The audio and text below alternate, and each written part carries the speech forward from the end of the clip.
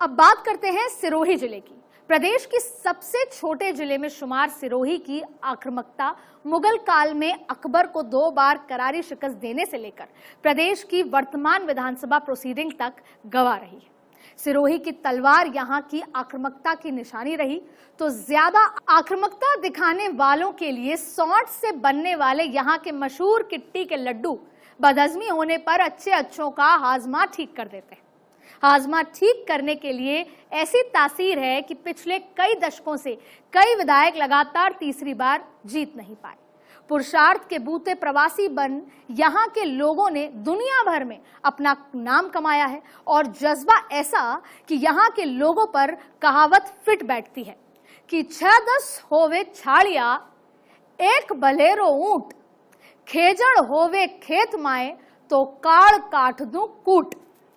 जिले में 3 विधानसभा सीट हैं, जिसमें से एक पर कांग्रेस के बागी होकर निर्दलीय जीते संयम लोढ़ा है, तो दूसरे पर 3 और 4 बार जीत चुके बीजेपी के विधायक हैं। सबसे पहले बात करते हैं सिरोही विधानसभा सीट की। सिरोही एक जमाने में आरएसएस की नर्सरी हुआ करता था और जिसका असर आज भी सियासत पर बखूबी दिखता है। लेकिन जहां की राजनीति में घुटे हुए संयम लोढ़ा ने ऐसी गुगली फेंकी है कि बीजेपी उसमें उलझ कर रह गई है।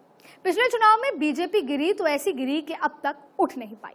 पिछले 4.5 साल में बीजेपी के जिला अध्यक्ष नारायण पुरोहित और पूर्व विधायक ओटाराम देवासी सरकार के खिलाफ एक भी आंदोलन खड़ा नहीं कर पाए।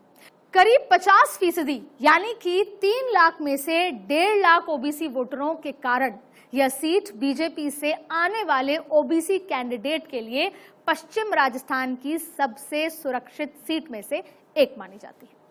लेकिन पिछले कैंडिडेट ओटाराम देवासी के ओबीसी वर्ग से होने के बावजूद पिछले 4 सालों के लगभग निष्क्रियता और इस सीट के लिए बाहरी होने के कारण बीजेपी का बड़ा कैडर उनसे किनारा कर चुका है। हाल ही में बीजेपी की जन आक्रोश रैली के दौरान बड़ी संख्या में बीजेपी कार्यकर्ता और पदाधिकारी ने बाहरी कैंडिडेट को टिकट देने के खिलाफ जन आक्रोश पत्र भर दिए थे। बीजेपी के लिए यह सीट पर एक अनार 100 बीमार वाली कहावत सटीक बैठती है। आपसी फूट, निष्क्रिय लीडरशिप और खेमेबंदी के कारण बीजेपी का कैडर इस सीट पर वोटरों के समर्थन के बावजूद अपनी मजबूती नहीं दिखा पा रहा। विधानसभा क्षेत्र में इस बार स्थानीय और आक्रामक प्रत्याशी की जबरदस्त मांग उठ रही है। ऐसे में जिले से बाहर के नेताओं के लिए बीजेपी का टिकट मिलने के बावजूद जीत की राह आसान नहीं होगी।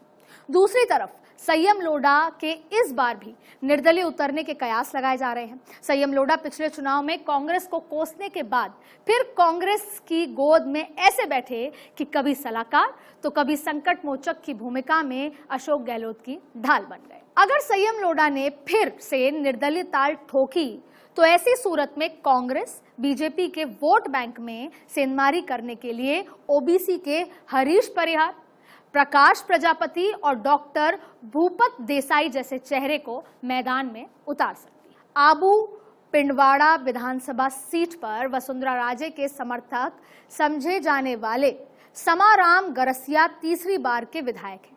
क्षेत्र में विकास के कामकाज नहीं कराने और निष्क्रिय रहने के कारण इस बार माना जा रहा है कि उनका टिकट कट सकता है। लेकिन समाराम हर बार डार्क हॉर्स की तरह टिकट भी पा जाते हैं और जीत भी जाते हैं। गुटबाजी और भीतरघात की संभावनाओं के बीच रतन गरासिया भी अपनी दावेदारी कर रहे हैं।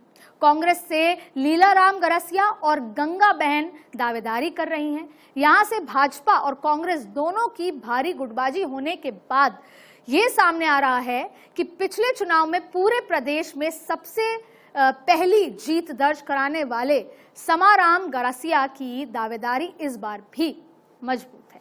देवधर सीट से भाजपा के विधायक के रूप में जगसी राम लगातार 4थी बार के विधायक हैं।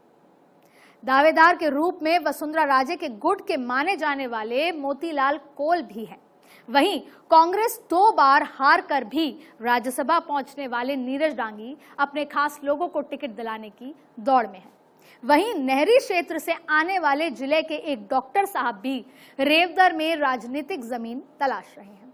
नीरज डांगी गुट को चुनौती देने वाले डॉक्टर साहब को ज्यादातर वक्त रेवदर में ही बिताना शुरू कर दिया है, लेकिन बीजेपी अपने कैडर और गुजरात सीमा से सटे होने के बूते इस सीट पर जीत का दावा कर रही है।